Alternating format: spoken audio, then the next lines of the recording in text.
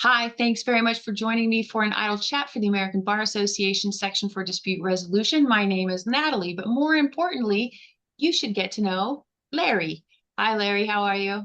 Fine, Natalie. Great to see you. Nice to see you too. I see you brought a friend with you. He is a little shy. He might even be a little sleepy, but you won't get any trouble from him during our conversation. All right, then, as long as we're both safe. So, Larry, let me ask you first question. In your estimation, no shade, no tea, what is the most overrated food? Wow, overrated food. I would probably say a um, a hamburger, mainly because I think there are just in my part of the world there are just so many competitions for the best one, and you know there's all these different ways of sort of dressing up what it is, different names for it and you know toppings, but you really just putting, well, unfortunately, a little bit of someone like this in between two pieces of something, either lettuce or bread or whatever. Uh, and so I love a good burger. Don't get me wrong. I eat burgers, but I sometimes am just left thinking, I just want something else. I just want more than what I got.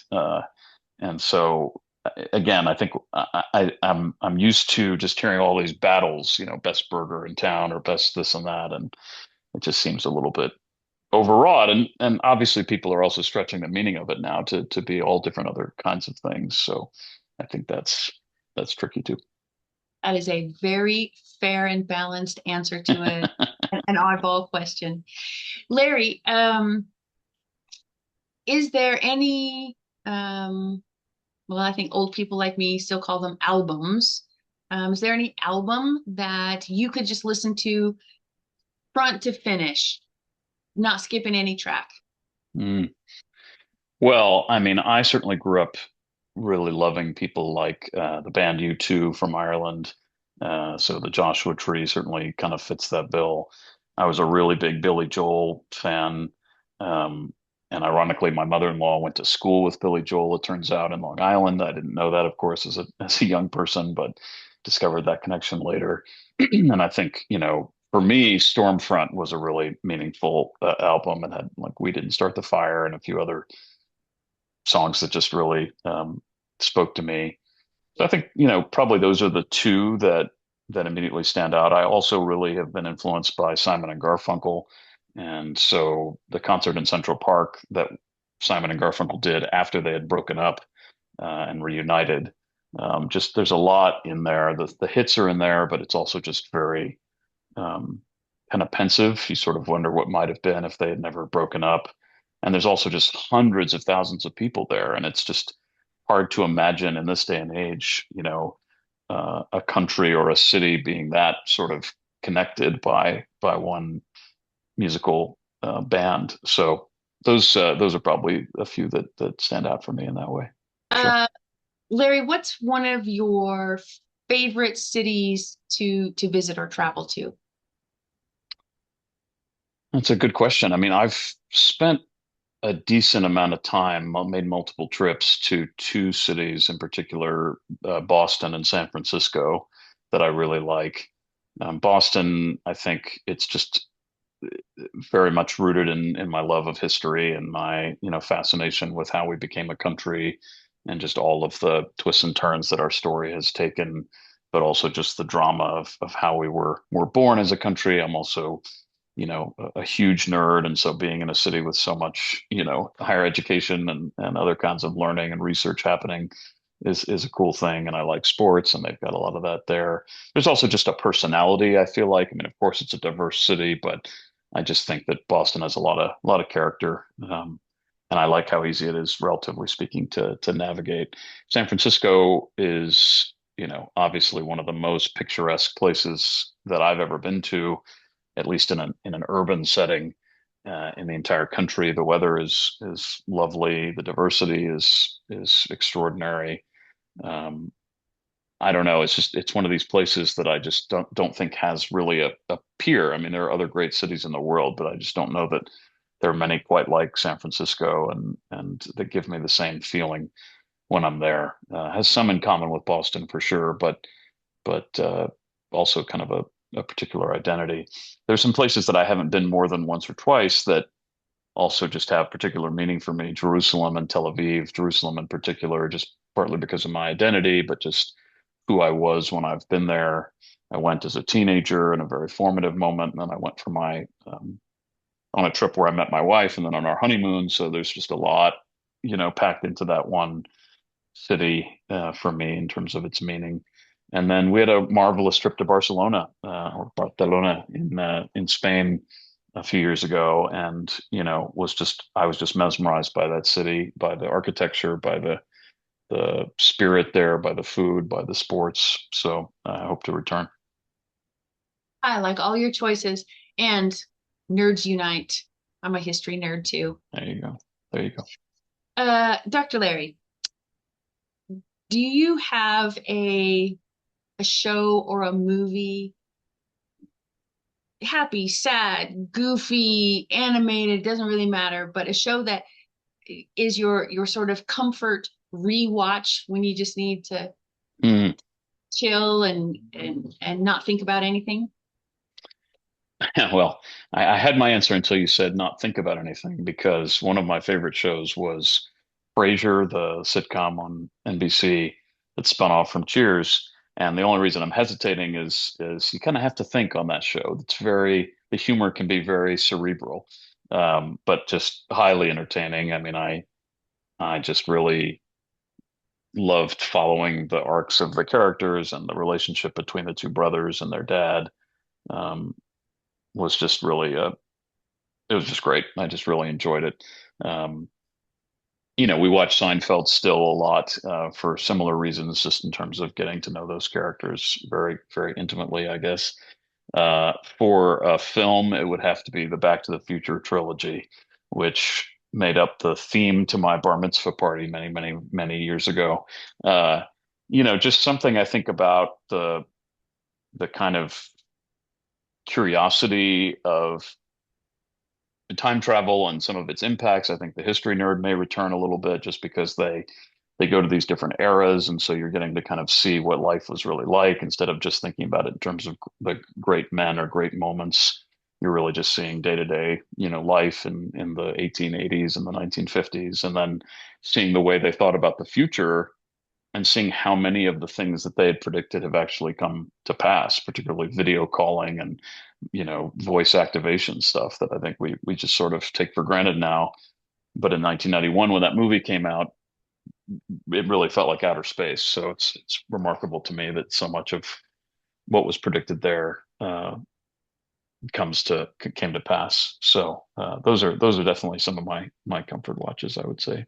I mean, there's also Ted Lasso, which I think it's hard to call it a comfort watch because it's such a new show. There's a new season coming out. It's not as kind of worn as Frasier or shows from a bygone era, but Ted Lasso is just one of a kind in my viewing experience. Something I intend to watch again.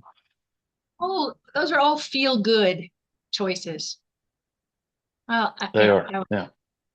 uh, sir, do you happen to have a kind of a a go-to activity for the weekend? Something you really vibing with on a weekend?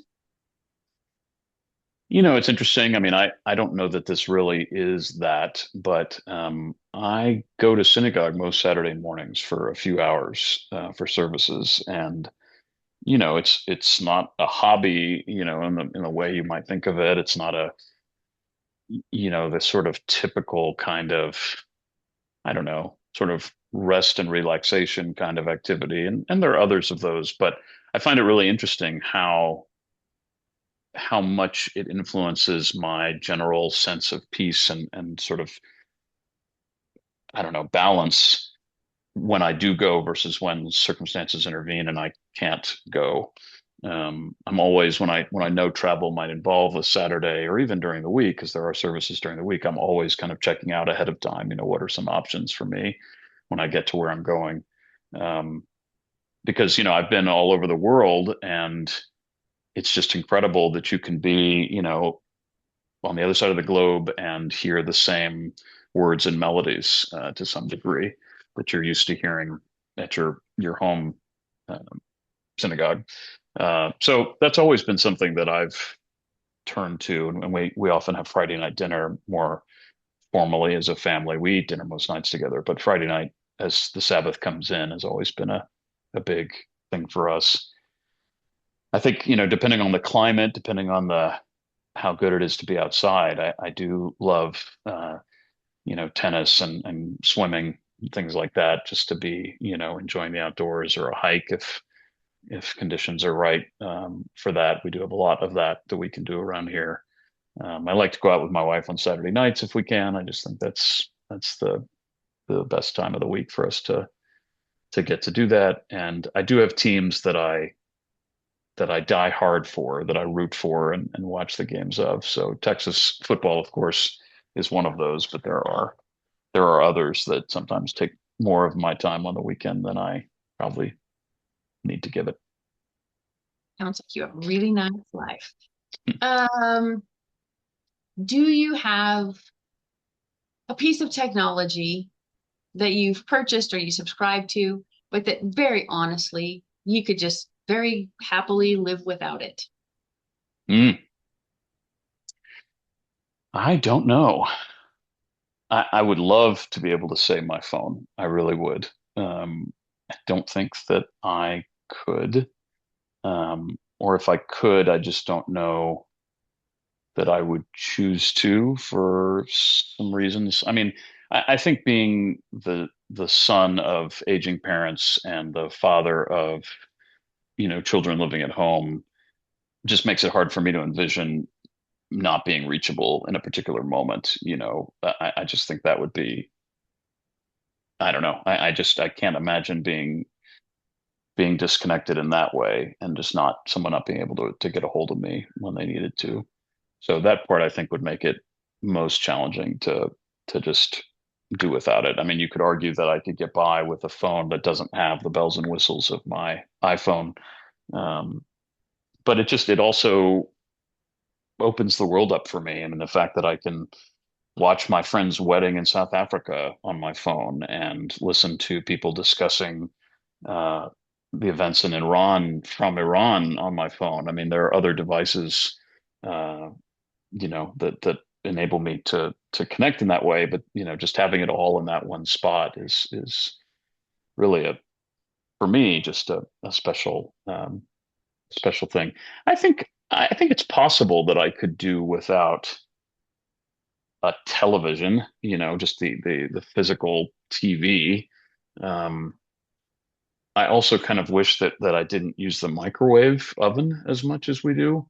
A lot of times, like, I'll reheat, um, reheat coffee from the night before, and I scald myself taking the mug out of there, or we're eating some pre-prepared meal that's not great after the microwave. So that might be my to heck with this. It's old school technology, obviously, but it's not doing me many favors, I don't think, having that and relying on it as much as we do. I just have to tell you that I just had a note from my son, who's not far from me in the other room, saying something like, "Care to explain yourself, mister?" He's like, "I don't know what you're doing, what you're talking about."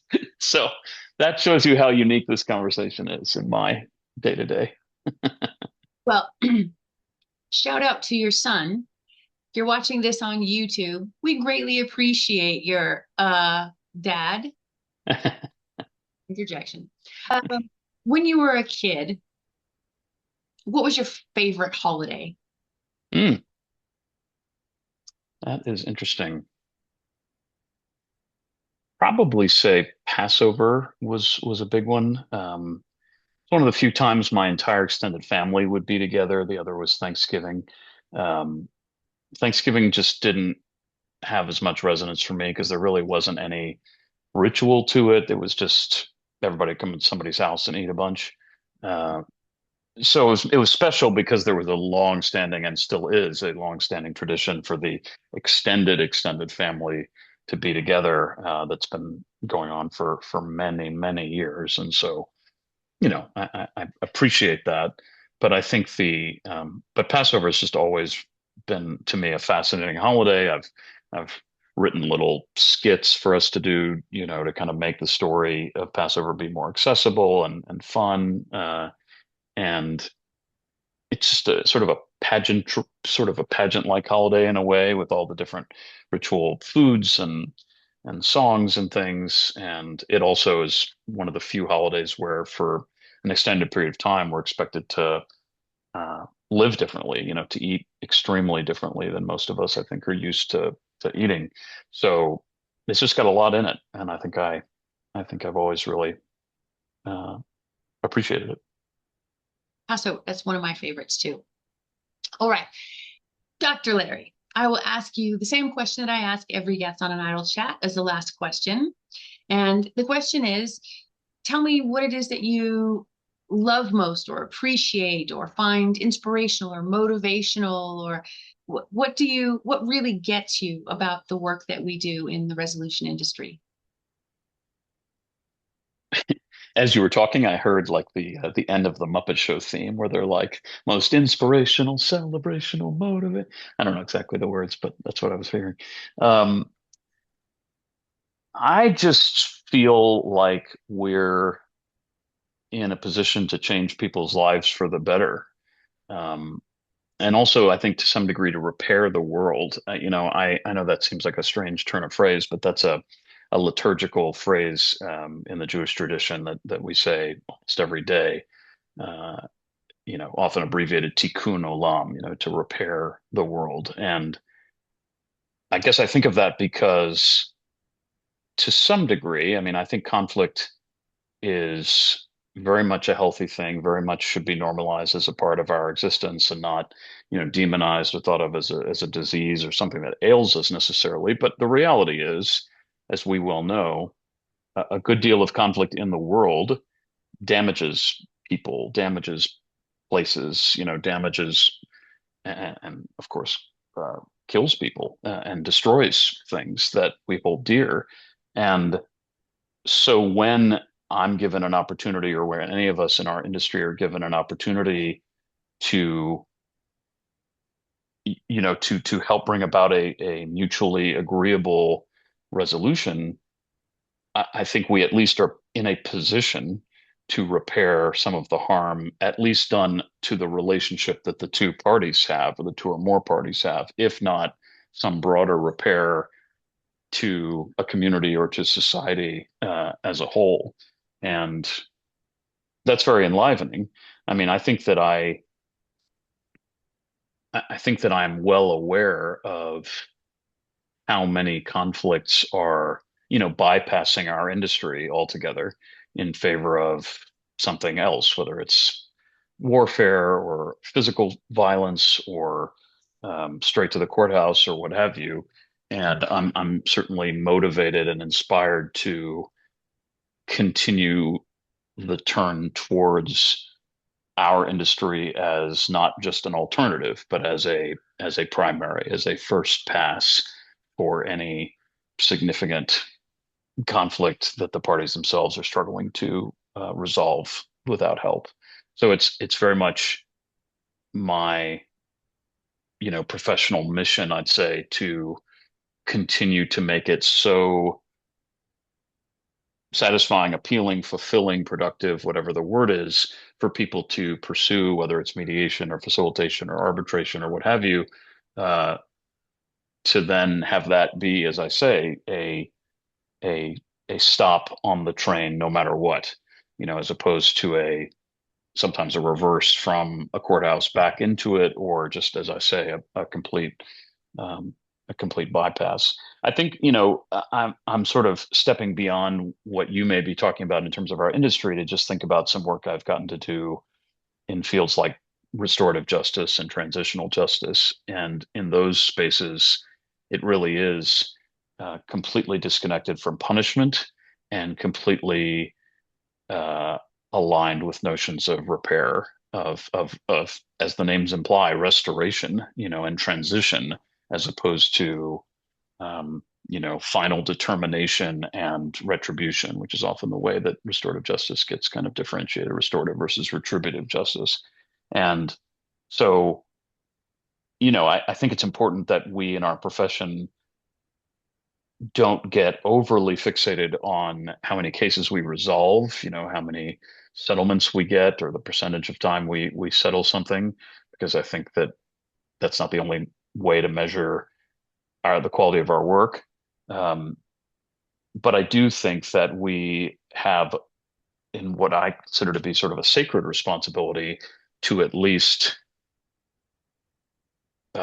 make the water so appealing to drink that the metaphorical horses are wanting to, and that even if they don't sign on any kind of metaphorical dotted line, that they still see up an opening. They still see a pathway either back to relationship with the other party or towards a peaceable coexistence of some kind, or just toward different ways of being that prevent future conflict or mitigate the harmful effects of that conflict.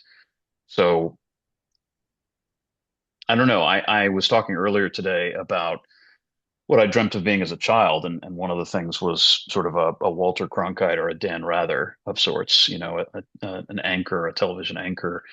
And I think the through line, I guess, for me between that and what I'm doing now is just this notion that I am being entrusted with a sort of sacred responsibility to um, help people understand something that is difficult and see a way forward from it.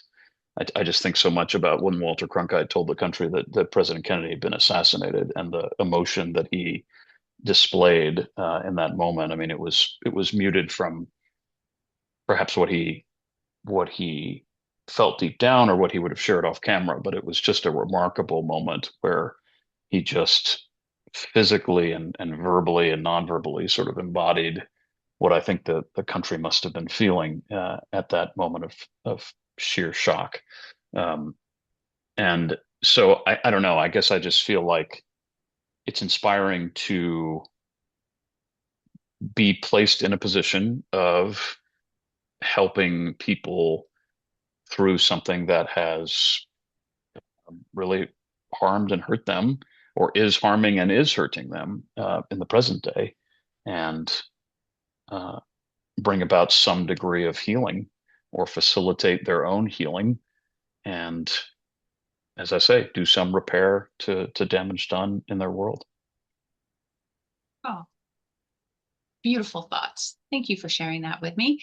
Larry, if somebody wanted to reach out to you and talk to you about the work that you do or ask questions, what's the best way for people to find you and reach out? I love to hear from folks on LinkedIn. That's my only, you know, if you call it social media, that's my only social media. But I have just come to appreciate it as a wonderful kind of virtual marketplace for ideas and fascinating stories of what people are doing professionally. Of course, we all have seen personal stuff there too, and I'm guilty of it. But I just really enjoy what I see people share there. So that's a great way to find me, is just Larry Schooler on LinkedIn or at the University of Texas. Certainly, folks can look me up there on the faculty. Uh, so yeah, those are the two best ways to find me, I would say. Excellent. Larry, I really appreciate first that you were willing to subject yourself to an idle chat, but mostly I appreciate that you spent some of your really valuable time with me. That's I thank you. Absolutely my pleasure, Natalie. Thanks for this opportunity. Thanks for what you're doing. And